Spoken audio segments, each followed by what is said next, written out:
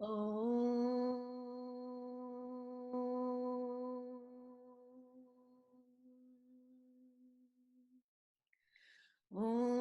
Sahana Vavatu Sahanau Bhunaktu Sahaviryam Karavavahai Tejasvinavaditamastu Mavid Vishavahai. Om Shanti Shanti Shanti. Gurur Brahma, Gurur Vishnu, Gurur Devo Maheshwaraha, Gurureva Param Brahma, Tasmai Shri Gurave Namaha. Samasta Jana Kalyane, Niratam Karunamayam, Namami Chinmayam Devam, Sadgurum Brahma Vidvaram. Sadgurum Brahma Vidvaram Vasudeva Sutam Devam Kamsa Chanuramardanam Devaki Paramanandam Krishnam Vande Jagadgurum Vaktum Subodha Vedantam Pravruto Hyabudopyaham Kripaya Yasya Tam Vande Shri Ganesham Punah Punah Vande Saraswatim Devim Sadgurum Me Mahamatim Sita Sameta Shri Ramam Yachantu Shubhadam Matim Pramana Buddhir Vedante Brahma Sadbhava Nishchaye Pramana Buddhir Vedante Brahma Sadbhava Nishchaye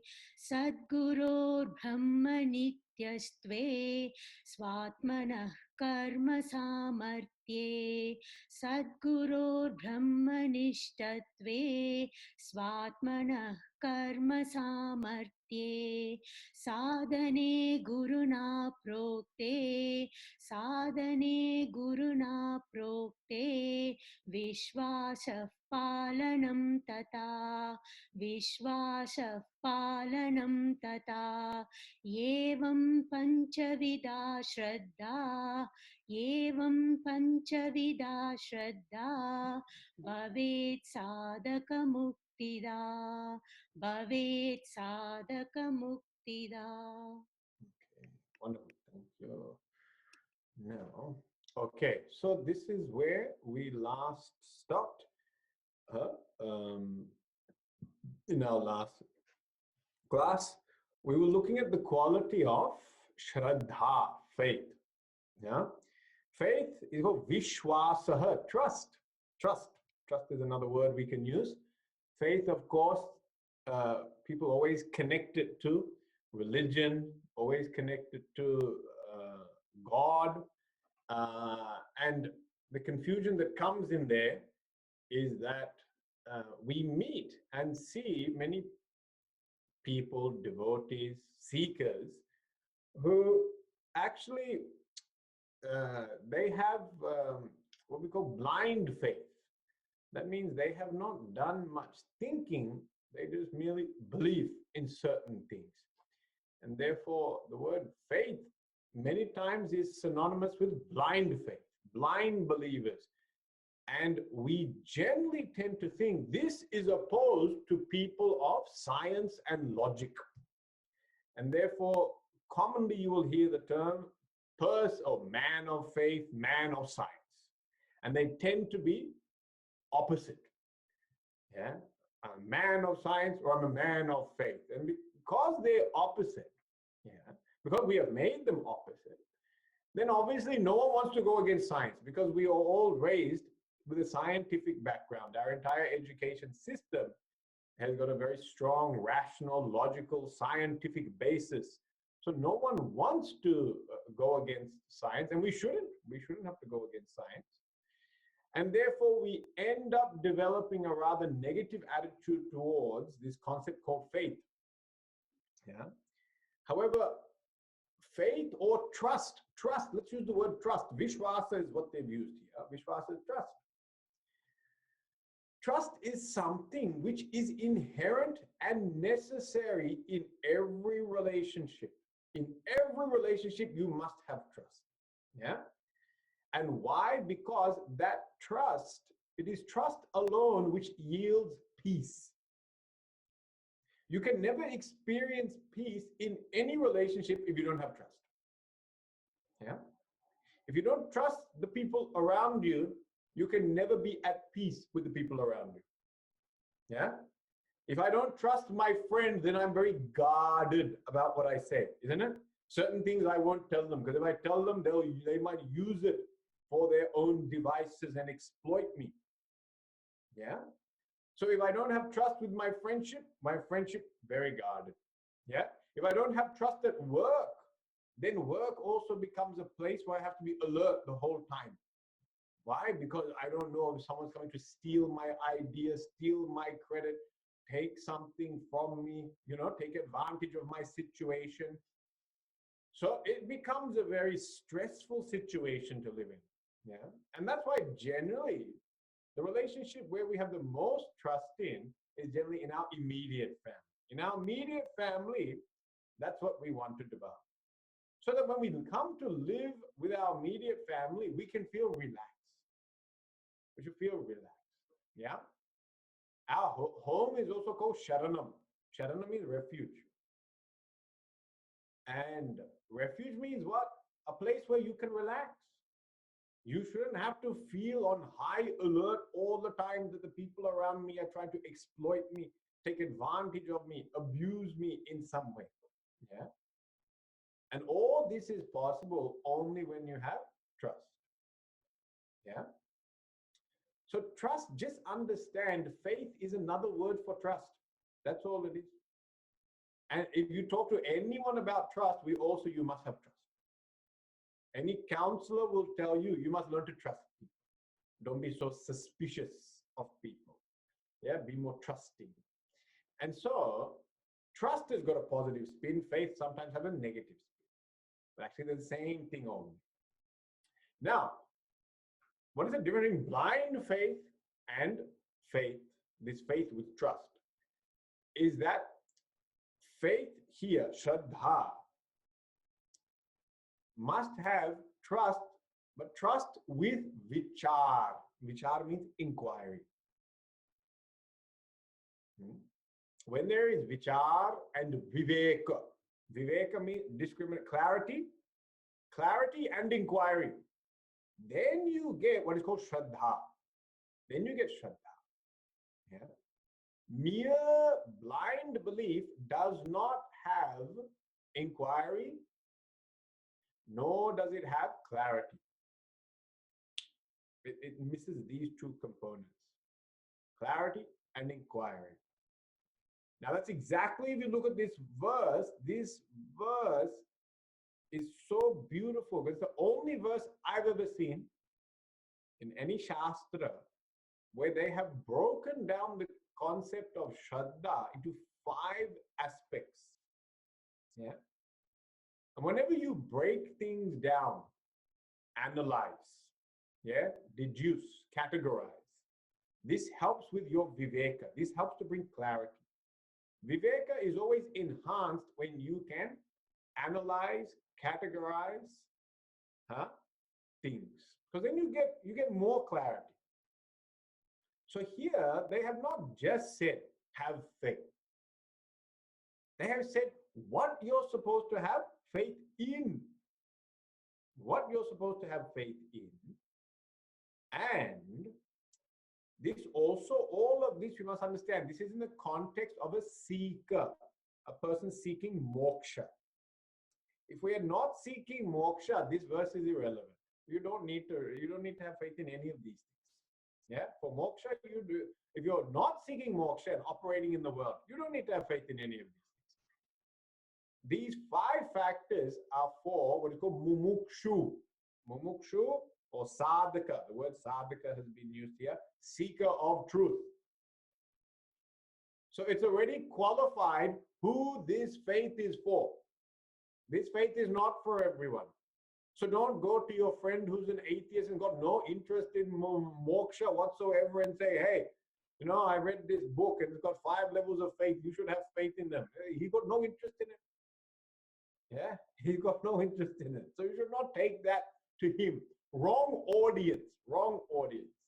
The audience is made very clear. Sadhaka muktida. These 5 faiths are for the sadhaka, seeker. So their audience is clear.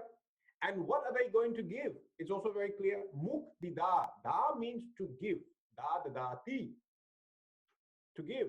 What is it going to give? Mukti, moksha. So the result is very clear. So this is meant for a seeker who is interested in moksha. If you're not a seeker interested in moksha, you don't need to look at this. This is irrelevant. Irrelevant. Yeah. So there's so much clarity already given in this verse. Now we know who it is meant for. We know the result. And now we should look into the actual 5 types. So 5 types, he said, 1, Pramana Buddhir Vedante. Pramana Buddhi, faith that the Vedanta Shastra is the authority when it comes to moksha. Vedanta Shastra is the authority when it comes to moksha. There's a few words you may not understand what Vedanta Shastra is. I'll clarify that. Okay? So just hold on to that. Number 2, Brahma Sadbhava Nishchaye. Nishchaye, firm attitude, understanding, conviction, firm conviction, Sadbhava, that Brahman, moksha, that which is infinite, exists. There is such a thing called moksha and you can attain it. That's what that means. Brahma Sadbhava Nishchaye. So there's the second one. Third one, Sadgurur Brahmanishtatve. The person that you have taken as Sadguru is established in that truth. Established in that truth. So he's realized. Okay? That one we'll elaborate. And Swatmana, 4th one, Swatmana Karma Samartye. Swatmana, in oneself, Karma Samartye, I am capable. I am capable of achieving this moksha. Yeah, I must believe that. Okay, that's number 4. And last one, Sadhane Guru Na Prokte. Once I found my Sadguru and I have a relationship with Sadguru, then my any advice or practice, sadhana means a spiritual exercise he has given me. Mantra, japa mantra, puja, dhyanam, meditation, whatever it is. If he's prescribed it, I should do it. Yeah. If he's prescribed that for me, then I should do that. Okay. So sadhana given by Guru. These are the 5 factors. Who are they meant for? Sadhaka. What would the result be? Moksha. Okay. Now, last time we had met, we had gone through Swatmana Karma Samartya, faith in oneself. Actually, out of all the qualities, these 5, faith in oneself is required in all Indians.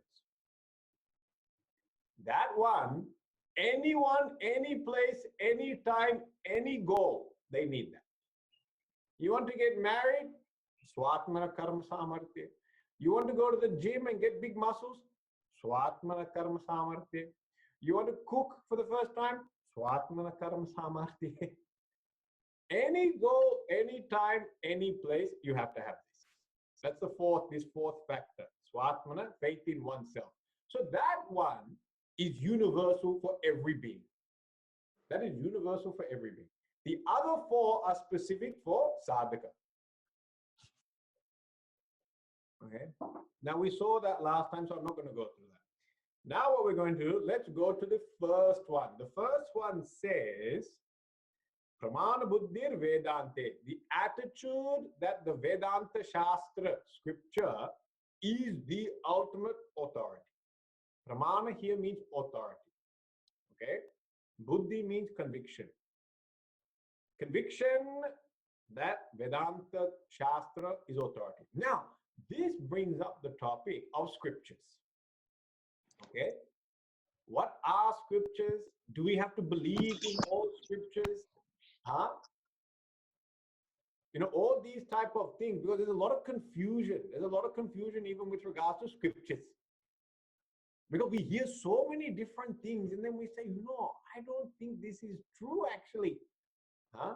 I don't think this is. Now, with COVID going on, everyone is going to receive on their family WhatsApp.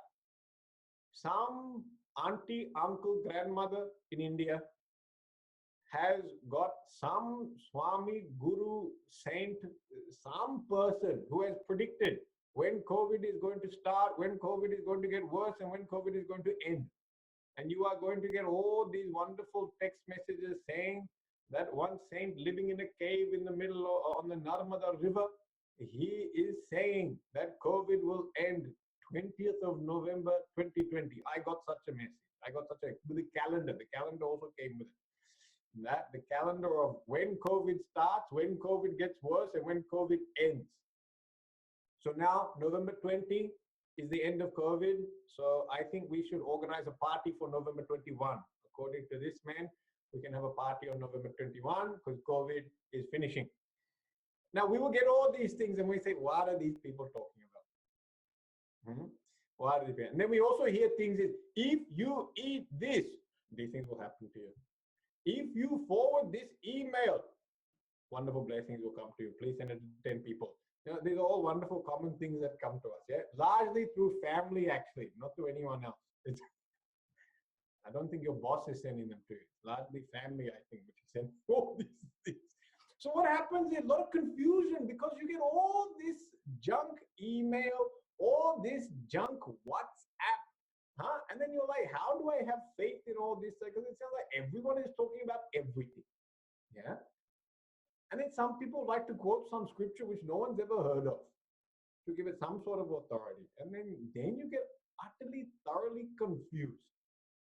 Therefore, we need to understand actually, how do the scriptures work? How do the scriptures work? You see, we must have clarity on that. Yeah. And so this is what I wanted to talk today. Yeah.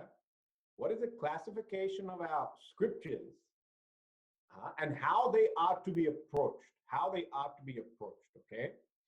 So in our Hindu tradition, Sanatana Dharma, I can only speak on Hinduism now. I cannot talk on other faiths. I have not studied them. So my context of my talk is purely based on Hindu faith.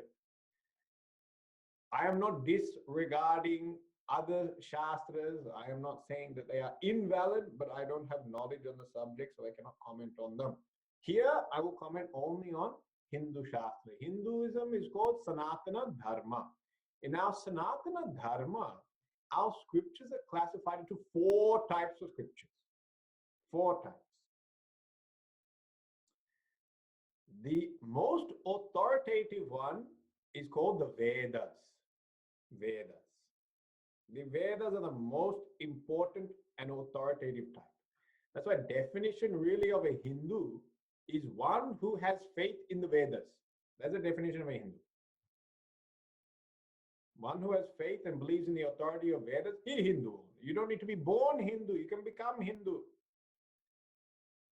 And even people that are born Hindu, they don't have faith in Vedas, then they're not Hindus. Yeah. One who has astikya buddhi, faith in Veda. Vedeshu astikya buddhi, sanatana dharmi. So, Veda is the first one. Now, what do we find in the Vedas? In the Vedas, we find principle. The principle of healthy living is given in Veda. Principle. They're principles. Okay? Now, because they are principles, these principles don't change over time. Principles always remain the same. Therefore, it is called Sanatana. Sanatana means eternal. Dharma means principles, values. Sanatana Dharma, so Veda. Okay. The next one is called Smriti. Smriti. Smriti differs from Veda because Smriti is the remembrances and what do we call compositions of saints at a particular time, at a particular place. Yeah. The Vedas are not compositions, the Vedas are revelations. They are revealed. So they are laws of nature which are revealed to different people at different times, but they are revealed knowledge. This is the Vedas I'm talking about. Okay, sorry, going back to the first one. So the Vedas are revealed, and the common example we give is like when to Isaac Newton, in the Western world, Western science, Isaac Newton, to him was revealed the law of gravity. The law of gravity is sanatana, it's eternal. It's always been there, even before people knew about it. It was there, it was operating. Then at some point in time, it is revealed to a particular person. That person in the Western world is called a scientist. And in our Eastern tradition, called Rishi. We call Rishi. So they call revelations. They're also called Shruti. You also, the word Shruti is also used. Shruti means that which is heard. Heard in their meditation. So this is all the first one, Veda. Now second one, Smriti. Smriti is that which is composed. So it's called Paurusheya. Paurusheya means human composition. Human composition. And these are made by great saints and sages, but at a particular time and a particular place. It's very specific. And these smritis, they give practical tips on how to live. So the smritis give the practical tips. What is the Veda giving? Principle. Smriti is giving practical tips. Okay? So do's and don'ts. A lot of do's and don'ts come in the Smriti. Whereas the Vedas don't have many do's and don'ts. The do's and don'ts come in the Smriti. Okay? Third type. I'm going to continue to, I will elaborate further, but I'm going to go overview. Third type is called Itihasa. Itihasa. Itihasa means history. That means we consider these events have taken place on this world, Bhuloka. On this earth, we consider these events took place.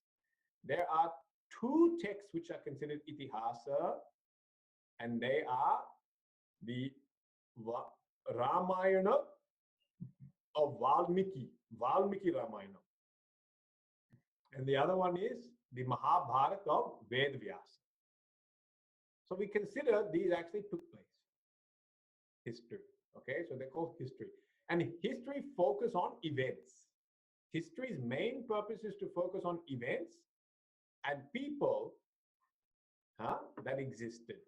Okay. And last type is called Purana. Purana. Purana. Purana can be translated, sometimes they translate as mythology, but mythology is not a great translation. We might call it legend. Legend might be, because mythology, it implies myth, fake. Yeah. But here it's a legend. Things that happened long time ago and in different worlds and lokas. They didn't necessarily happen on Earth. Okay. So now these four categorizations are there. Okay, we have the first one, Veda. Second one, Smriti. Third one, Itihasa. And fourth one, Purana. Okay. Now, when we are studying, the first thing we have to know is which one are we studying? What type of text we are studying? Okay. That's the most important thing. We have to figure out, where does this get classified as? Okay. Now I'm going to share the screen now. I just put a quick summary of what I said. You can see these scriptures. Okay. Now scriptures, Veda, otherwise called Shruti. And what does it give? Principles which are eternal. So now when you understand that it gives principles which are eternal, then the question of, is the Veda relevant today? Yes. Why? Because it's giving eternal principles. So the Veda becomes relevant at all periods of time. All periods of time, it is relevant. So at no point in time does the Veda become invalid. It never becomes invalid, and it's never obsolete. It's never obsolete. Why? Because the principles it's teaching are eternal. Like we said, the law of gravity. Yeah? That's from a physical point of view we're talking about. The Vedas obviously talking different things. And I'm going to go into details about how the Vedas work. But the main thing to understand is that it is always relevant. It never becomes obsolete. Okay? Second point, Smriti now. Let's go to Smriti. Smriti gives practices. Practices which were designated at a certain time and a certain place. Therefore, do they become obsolete? Yes. The Smriti can become obsolete. Some of the do's and don'ts in the Smriti, they have to be changed, questioned, and adapted over time.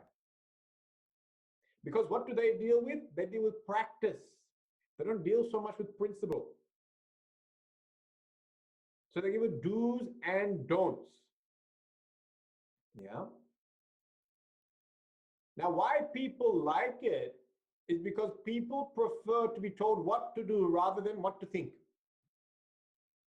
When you look at the Veda requires you to think very hard because it's a principle. Whereas the Smriti is that, hey, just do this. And we prefer being told what to do rather than being told what to think. When I'm told what to think, oh, that's a big task. Now I got to think. I don't want to think. I want someone else to think for me. Yeah. So we become attracted to Smriti because it tells us what to do. However, Smriti becomes outdated. Now, one of the Smritis, which is most popular, is called Manusmriti. Just recently, I got a call from someone asking about Manusmriti. I've also read Manusmriti. There is so much detail in Manusmriti about what to do on a daily basis. However, I would say 90% of it now is not relevant. 90% of it does not relate to 2020. It relates to its period of time. It was given a long time ago. And it relates to that. So many of the do's and don'ts there, they don't work anymore. So one of the big things they talk about in that, I'll give you an example, caste. And in Manusmriti, there is emphasis that caste is established by birth. Various ways it can be looked at, but there is a lot of detail about caste being, so if your mother is this and your father is that, then you are considered to be this caste. Then according to that caste, they give you a bunch of do's and don'ts, and they say this person of this caste should do these things. And it can be very specific. Every day you must do this. Every day that person must do that. And it's very specific. But now if you read Mahabharata, which is 5,000 years old, by the time of the Mahabharata and Bhagavad Gita, this concept is already challenged. That Yudhishthira does not accept caste based on birth. He said caste exists. People belong to different temperaments. That's there. But he says it's not based on birth. He says it's based on conduct. Vrittam. Yudhishthira now, who is Dharmavan, he is now making a change. And he's saying that Smriti is now outdated. Okay? It's a very subtle thing. He doesn't openly say that. But you have to understand this, that if now he's being asked about caste and he says, I don't accept jati, and it's coming from Yudhishthira, who is incarnation of Dharma. It's not some random person that's talking it. So Yudhishthira can be considered authority. And if Yudhishthira says, now jati is gone, we should consider jati gone. And Bhagavan also supports this view, and he supports it in the Bhagavad Gita in chapter 4, verse 13.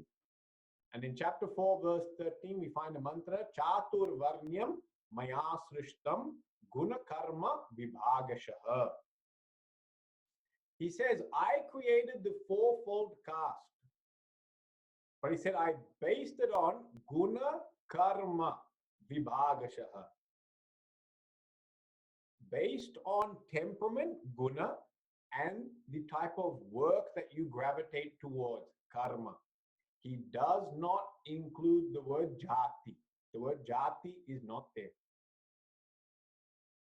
Now Yudhishthira and Sri Krishna are existing at the same time.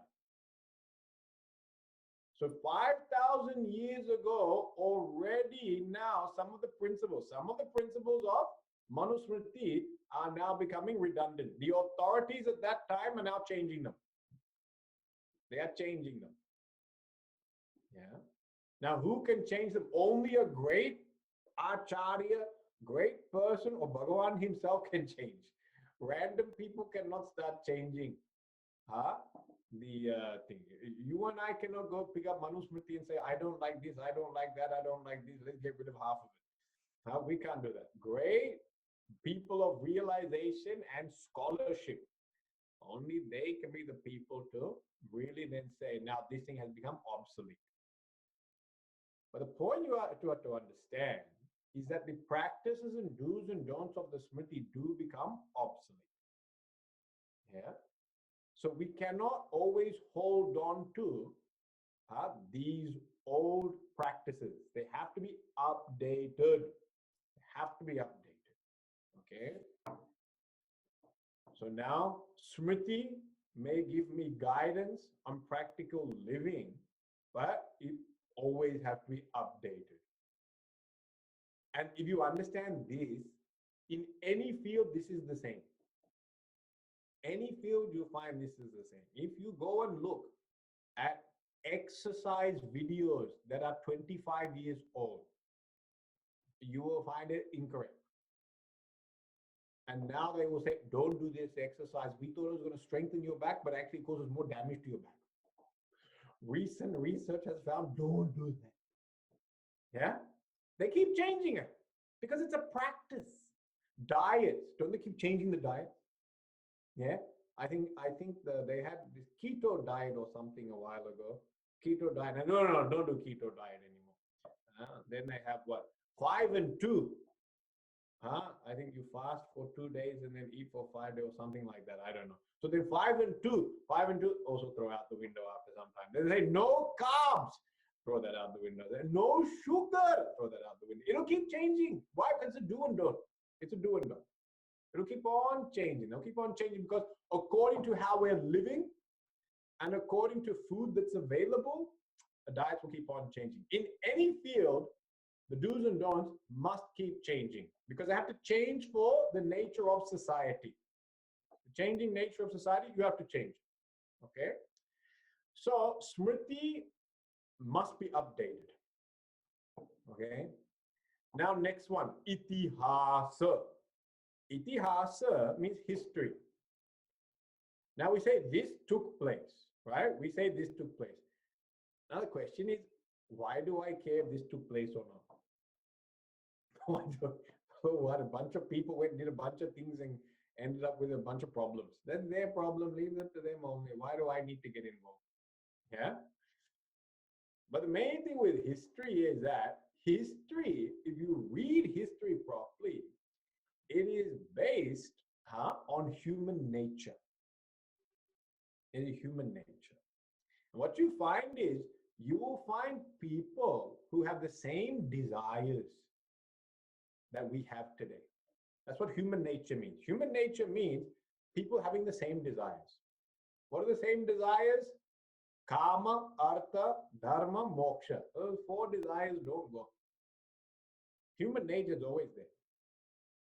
And so what happens is, when you look at a person a character in history, who had this certain desire, and they took up a certain path of action, you come to see where they ended up.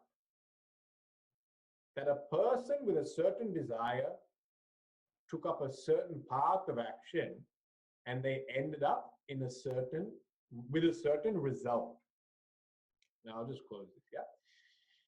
So when you read history, what you are given is examples of people who have tried what you are trying today. And with such examples, you can learn from them. You can. You don't have to. You're not required to, but you can.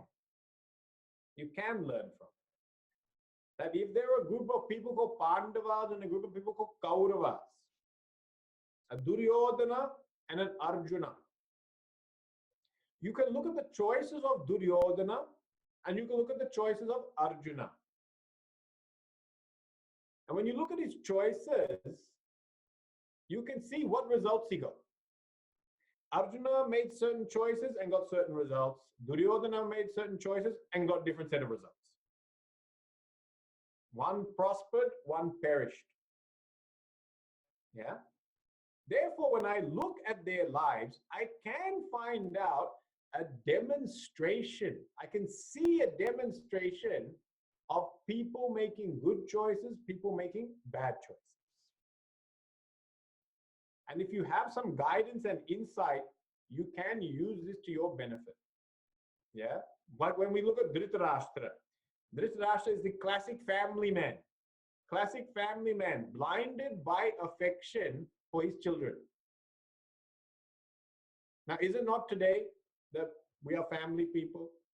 And is it not people have children and become very blinded by their affection and attachment to children? And where does it end up?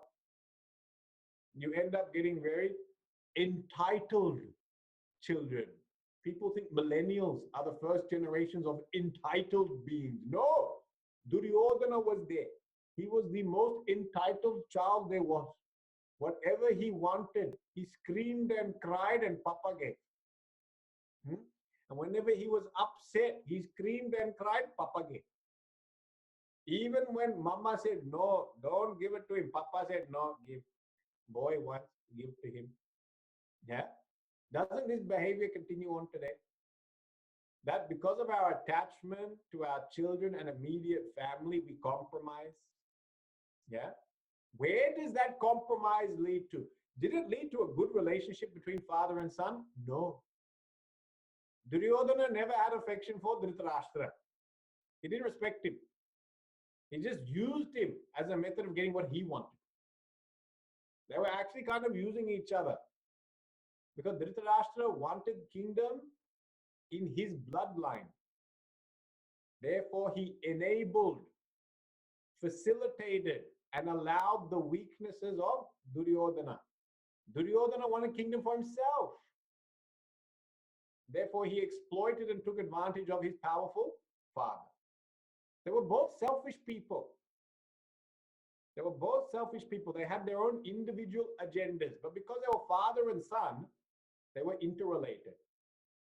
And with such selfish individual agendas, where did they end up? One person ended up dead, the other person lost his entire family. Both ended up in a terrible state.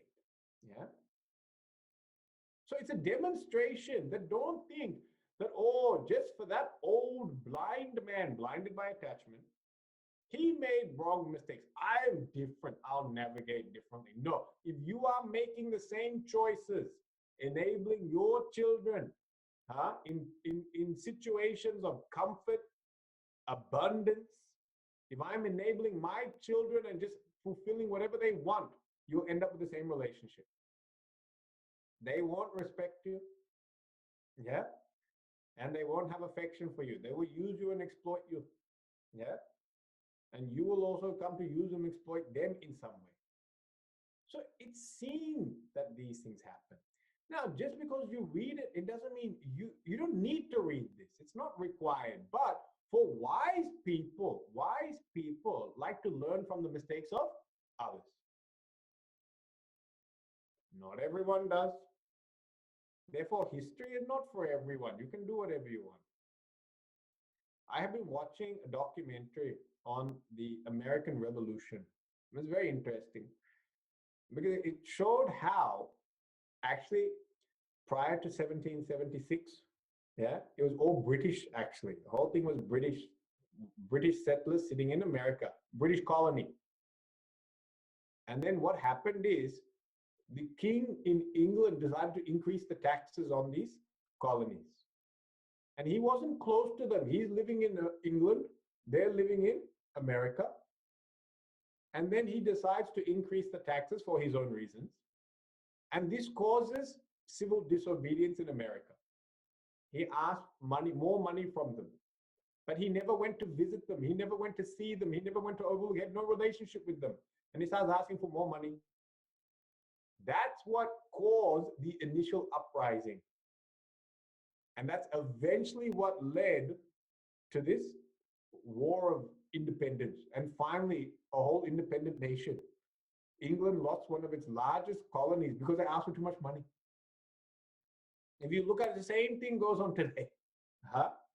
If you have a company or an organization with a franchise somewhere else, and all of a sudden they decide to just increase the taxes on this distant franchise without keeping relationship with them, without visiting them, without meeting them, without talking, finally that franchise will say, we'll go independent, we'll go rogue. Why? We are doing so well. Why do we have to sit there and now just give you more money? You have no relationship with us. So now we want our independence. The same principle goes on. Whether it's organizations, business partners, many times you find in business, they'll split. One person feels I'm doing all the work, but you're getting all the money. And there's no strength of relationship between the two of them. That's exactly what happened. So from history, you can learn so much. You can learn so much. So that's the purpose of history. And history, itihas, is fact-based. It is fact-based. Ghatana pradhan. Ghatana means it took place. This is what happened. Yeah. So that's what we should look at. We should look at the facts and we should analyze decisions that people made. And some of them very difficult decisions. And generally you will find the people who make the tough decisions, they're the ones that eventually prosper. And the people who make convenient decisions, they're the ones that suffer. So convenient decisions, short-term happiness, long-term peril. Tough decisions, short-term discomfort, long-term blessings. Whether it is Sri Ram going to the forest for 14 years of discomfort, 14 years. But he ruled for so much longer than that. That 14 years was such a short span in his rulership. But because he did that and upheld all those principles, he could actually create Ram Raja. He couldn't create the Ram Raja if he compromised at the start. If at the start you compromise, no one will take you as a respectable leader because your very first thing you did was compromise. Therefore, there could never be a Ram Raja unless he did the exile. He had to do the exile. In the same way, as we live, if we try to parent our children and we start with compromises and hypocrisy, you'll never be able to create a very harmonious relationship, and you'll never get respect of those people. Because why? The first thing they see is compromise. The first thing they see is convenience. And then you want them to be upstanding, outstanding individuals. They'll not, they'll follow that only. Yeah? So you see, Sri Ram said, no, my first act will be as Yuvaraj. My first act is to execute the king's orders no matter how uncomfortable they are. Why? Because in 14 years, if I have to come back and be the king, I might ask you to do something uncomfortable. Yeah? And if I have done 14 years of discomfort and I ask you to do one uncomfortable thing, at least I have got the solid backing that I have done this. I myself have gone through this. Yeah? So what I'm asking of you is not unreasonable. I'm not a hypocrite. I didn't take easy choices while I'm asking you to take tough choices. I didn't live a life of comfort while I'm asking you for hard work. No, no, no, no. I lived a tough life. I made tough choices. I made huge sacrifices. Therefore, now I can ask the same of you. Yeah. So you understand these principles? So this is called history. So from history, there's a lot to learn about human nature, behavior, decisions, and outcomes. What are the outcomes when you make certain decisions? Okay. So itihas. And last one called Purana. Now Purana is called legend. Purana, the emphasis is not on what took place. The emphasis is more on developing devotion towards God. So the Puranas, they all take God as the central character. Ganesh Purana, Shiva Purana, Linga Purana, Vishnu Purana, Srimad Bhagavatam. You can also say Krishna Purana. Krishna is the main person there. So Puranas take God as the main entity, and then they tell stories about God. Those stories are called Leela.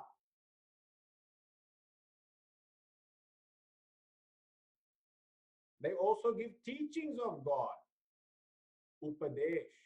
They have Upadesh, but more the emphasis is on the stories of God. And why do they want to emphasize the stories of God? Because when you come to hear the stories of anyone, you become more fascinated with that person. That's a psychological rule.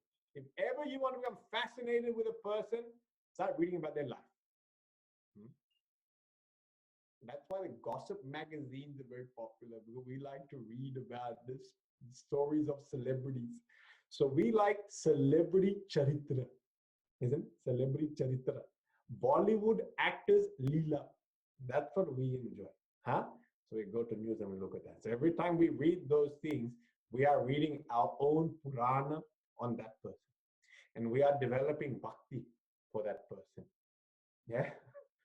It's a psychological rule that when you read and hear about the stories of a person, you end up becoming very attached to that person. So here what they said is, hey, let's make God the central theme. Why? So we become devoted to God. So the purpose of Purana is devotion. Bhakti is the main purpose. Savai pumsam paro dharmaha yato bhaktir adhokshaje. Greatest dharma for person is develop bhakti. Adhokshaje Krishna. For Krishna. And that's given in Bhagavatam. It is Shiva Purana, Shiva. Ganesh Purana, Ganesha. And each Purana, you must understand, takes a different form of God. Avatar. Now we already talked about God, 4 aspects. Nirguna, Saguna, Avatar, Ishtadevata. Every Purana takes a different Saguna form of God. And it talks about that Saguna's avatars. And this is very deliberate because this is to accommodate maximum amount of people.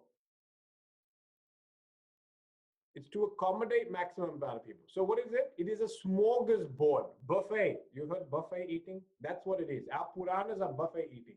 Now, when you go for buffet eating, the main thing you should understand is you are not committed to eating everything on the buffet. You always must know that. There is no need to eat everything in the buffet. Please, it was not made that way. You should take what you like. Don't go and eat everything. Because there's 14 different types of desserts. Don't eat all of them. You only need to have one. Same way, when you read Purana, if you know your Ishta Deva, you only need to read the Purana on that Ishta Deva. You don't need to read others. Now you remember Ishta Deva? My chosen form of God. So if I'm Krishna Bhakta, you only need to read Bhagavatam Vishnu Purana. You don't need to read Shiva Purana. You don't need to read Ganesh Purana. They're not relevant for you because you are not interested in that form of God. If I'm Shiva Bhakta, then read Shiva Purana, Linga Purana. Don't read the others. No need. Because they're going to develop devotion for Krishna. But if you want devotion for Shiva, why do you want to? You don't need to worry about that. That's why people get confused. Because in Shiva Purana, it says Shiva is the best. In Vishnu Purana, Vishnu is the best. And you read different stories. Yeah. So we get 2 weeks ago, I did the churning of the ocean. Churning of ocean is from Vishnu Purana. And in Vishnu Purana, Lord Vishnu is supreme. Therefore, he engineers the entire churning of the ocean, then tells, hey, ask Lord Shiva to drink the poison. Okay, he drank the poison. Yeah. But now, if you read Shiva Purana, they have different stories where Lord Shiva was more powerful than Lord Vishnu. The famous one is the column of light. The column of light is there, and then Brahma and Vishnu are trying to figure out where is the top, where is the end. Brahma goes up as swan, Vishnu goes down as boar. Yeah, and they both come back and say, we can't, well, no, Vishnu comes back and says, I can't find it. Brahma tells a lie. So in that one, that is a Shiva Purana story. You're not going to find that in Vishnu Purana. Why? Because it shows the supremacy of Lord Shiva. Whereas in Vishnu Purana is meant for Vishnu Bhakta. Therefore, you will not find supremacy of Shiva. You will find supremacy of Vishnu. But actually, they're the same only. And that's why there is a statement, Vishnoscha Hridayam Shivaha, Shivasya Hridayam Vishnu. The heart of Vishnu is Shiva, the heart of Shiva is Vishnu. And you can add Devi, you can add whatever you want, Ganesha. So Ganesha Bhakta, Ganapatya. Devi Bhakta, Shaktya. Shakti. So if you want Devi, go read Devi Mahatmyam, Devi Bhagavatam. You don't need to read these things. Yeah. So you must understand how to approach the Purana. So if you know your Ishta Devata, you only need to read the Purana on that Ishta Devata. The problem is sometimes it takes us a while to figure out who our Ishta Devata is. Because we don't know who our Ishta Devata is, you can listen to all. You can listen to all. And then when you listen to all, you have to figure out which one do you find most attractive. Then you read that one. So our Puja Guruji, he's Ram Bhakta. So for him, Tulsi Ramayana is just, he loved Tulsi Ramayana the most. He's most devoted to that. Puja Swamiji is Krishna Bhakta. So you see on YouTube, he's getting Krishna stories. He's getting Krishna stories and all that. Yeah. So, whatever bhakta you are, you just read that Purana. So Purana, its purpose is devotion. And you only need to take up the Purana that you are inclined towards. Okay. So now do you understand? These are the 4 different types of scriptures. Now let's go back and put that screen out. So now you look, these 4 different types of scriptures are there. Now you know how to approach them. So if I want to get clear understanding of the principle of life, purpose of life, then you must read Veda Shruti. If I want to know some do's and don'ts, then I must get an updated version of Smriti. updated version. The most updated version of Smriti we have is the Bhagavad Gita. Bhagavad Gita comes as a Smriti. And in that, already Vedvyasa has made some changes from the Veda, and he's made, okay, now let's make this more practical. Yeah? So Bhagavad Gita is there. Then if you want to know about history, well, history stays the same. Ramayana, Mahabharata. And Purana, you take up as per your Ishta Devata. Okay? That's how you approach the Shastra. Okay? Now, let us look at Shruti. Now, don't forget, we are now seeking moksha. When we are going to moksha, which one should we approach?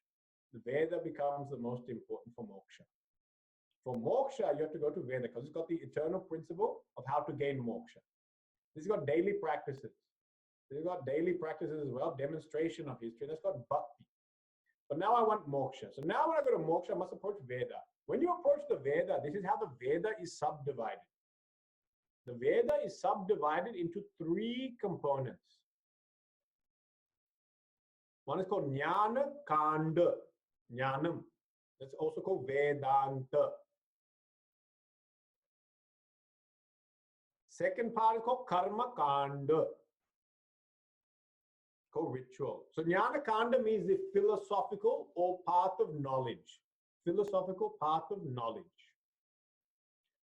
Karma Kanda is the ritual. Okay. Third part, Upasana Kanda. Upasana Kanda. That's the third part. This Upasana Kanda is what we would call today kind of bhakti. So it talks about different forms of concentration. And by performing these different forms of concentration, what happens? You get different things. So now if we look at these 3, what do you get? Now here are the results of each one of them. If you study the Jnana Kanda, when you study the Jnana Kanda, then what do you gain? You get moksha. Moksha is what you get out of Jnana Kanda. Yeah? If you study and follow Karma Kanda, you get heaven. That's still relevant today. If you want to get to Swarga Loka, you can still follow those rituals that are prescribed in Shruti, in the Vedas. They're not easy to follow, and maybe there are not many priests that can actually teach it anymore. We don't know. But Agnihotra, Agnihotram is there. So we have to look up what is the Agnihotra as prescribed in the Veda. We have to follow that. So if I want heaven, I have to follow that ritual which is given in the Veda. Then you can get heaven. And if I do upasanas, concentrations, certain concentrations on certain prescribed images, then you can get worlds that are higher than heaven. There are worlds that are higher than heaven. So we have earth, Bhur, we have Pitruloka, Bhuva, then we have Suva, heaven. Then you have Mahajana, Tapa, Satyam. 4 more worlds and realms exist higher than heaven. For that, you have to do Upasana. Upasana gets you to those realms. Okay? Now, we don't want any of those. We want to go beyond the entire realm of birth and death. We want moksha. So in moksha, now what is my authority? Vedanta Jnanam. The Vedanta Shastra. Another word for Vedanta Shastra, which you may have heard, is Upanishad. Upanishad. Upanishad is another word. Okay. So all these 3 are the subdivisions of the Veda. Okay, I think you've got that now. I'll stop that. They're the 3 subdivisions of the Veda, each one giving something. Okay. So if you're Swarga Kamaha, you want to go to Swarga and see what happens in Swarga, see if all the Apsaras, Gandharvas are actually there and how good they look, then you must follow the rituals of Karma Kanda. You say, no, Swarga, I'm not interested. I want to go see if some great tapasvis exist, Tapaloka. Okay, you have to do some upasana. I want to go meet Brahmaji. the creator. Okay, go to Brahma Loka, a lot of work, but do a lot of work. No, forget about this. Enough visiting people. I don't want to meet people on earth. I don't even want to meet. Why do I want to meet people in other realms? I'm sick of that. So I want moksha. Okay, for moksha now, study Vedanta Shastra. Okay, the Vedanta Shastra, which is taken from the Veda, is called Upanishad. And to this day, we still study it. We are still studying Upanishads today. Yeah. Kathopanishad, Kenopanishad, Ishavasya Upanishad, Prashna Upanishad, Mandukya Upanishad, Munduko Upanishad, Taittiriya Upanishad, Aitreya Upanishad, Brihadarmika Upanishad, Chandogya Upanishad. 10 major Upanishads again. Because Shankaracharya wrote commentaries on these. But there are 108 Upanishads still exist, even more. Now, in Chinmaya mission, what do we teach? We largely teach what Sri Adi Shankaracharya ji has written. Right? And what is he written? His theme. Is his theme Itihas? No. Is his theme Purana? No. Is his theme Smriti? No. He kept his theme only as Vedanta. So Sri Adi Shankaracharya's works are all summaries of Vedanta. Now, we technically cannot call them Vedas because they're compositions. They're compositions. So these compositions cannot be called Vedas. Yeah? But their theme is Vedanta. Their theme is Vedanta. Therefore, they can give you the result of Vedanta, which is moksha. So when you study Viveka Chudamani, you can get moksha. When you study Tattva Bodh, you can get moksha. When you study Atma Bodh, you can get moksha. In the same way, our modern teachers now, our Puja Guruji Swami Tejomayananda, he has written the book Subodha Vedanta. So it's very clear what the theme is, Vedanta. So even from our text that we are studying, the text is Vedanta, but we cannot call it technically part of the Vedas because it is composed by a modern saint. But its theme is the same as Vedanta. So even from Subodha Vedanta book, you can still get moksha. Okay? So this is how the Shastra works. That's why this is called analysis of Shastra now. Shastra Mimamsa, we've done analysis. So now if you want to know, can I believe in this? Can I believe in that? If someone says, in the scriptures it is said this, my first question when people say that, I said, which scripture? And generally if you ask that question, they stop talking after that. And they generally say, oh no, actually, I heard this. Who said it? Actually, I got WhatsApp message. From whom? My mother, actually. There you go, it's finished. Done. So once you get the WhatsApp message from your mother, you can generally consider that as apramanam. It's not praman. It is just some wonderful, fantastic message that she has heard and got very scared and terrified and therefore forwarded to you and said, take 4 drops of lemon every day. Why? It removes coronavirus. This all wonderful things will come on the family WhatsApp. The minute the source is family WhatsApp, apramanam. You should take it invalid. Okay? So you must always ask, where is it from? You ask, where is it from? Okay? Which Shastra it is from and what is the theme? Okay? So if people say, it is said you must always do this. Where is it said? In some Manusmriti. Well, Manusmriti we don't know now is relevant anymore. Yeah? So you may not need to follow it. Yeah? But if you say, I'm a seeker of moksha, and in Vedanta Shastra, you say, then you have to follow that. Because Vedanta Shastra will give you moksha. So now do you understand how to navigate the scriptures a little bit? Because if you know how to navigate them, you will have a lot of faith in them. When you don't know how to navigate them, that's when our faith gets shattered. Right? Because we read something in the Purana, and in the Purana it says, Shri Krishna did this, or so and so did that. And then you say, you know what? I don't know if Shri Krishna actually did that. And then when you start doubting Sri Krishna's actions, guess what? When it comes to Bhagavad Gita, you start thinking, I don't think what he said also is correct because I doubt his actions, so now I doubt his words. And so now all of a sudden Bhagavad Gita can't help you.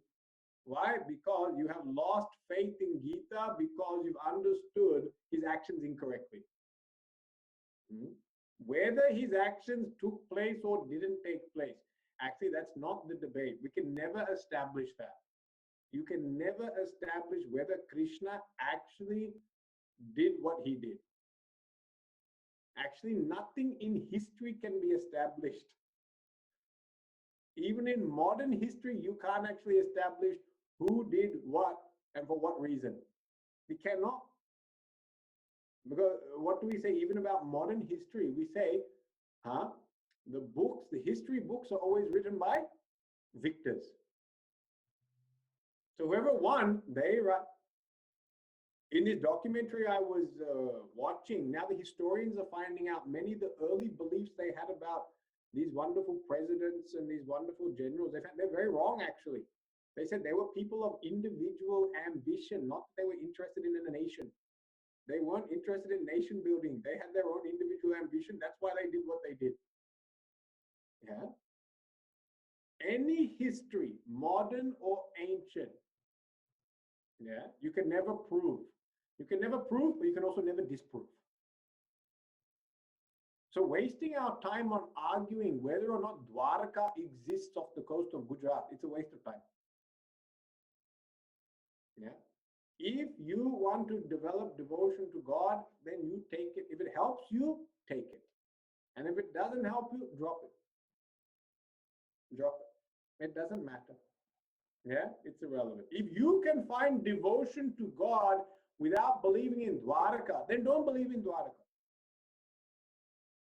You don't need to believe in Dwarka. Yeah.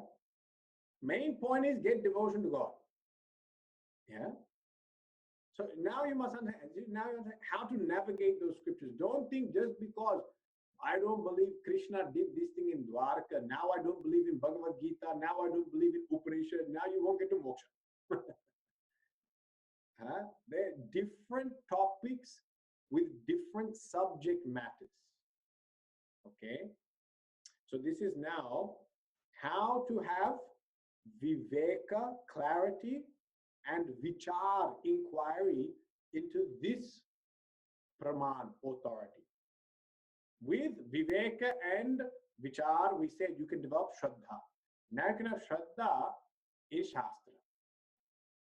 Okay, pramana buddhir vedante. Okay, so this is how we approach understanding of scriptures. Okay, that finishes our topic for today. Now we'll finish with the prayer, and then I want an announcement for next week's class. There's a special announcement to listen to. Om Purnamada Purnamidam Purnat Purnamadachyate Purnasya Purnamadaya Purnameva Vashishyate. Om Shanti Shanti Shanti. Hari Om Shri Gurubhyo Namaha. Hari Om.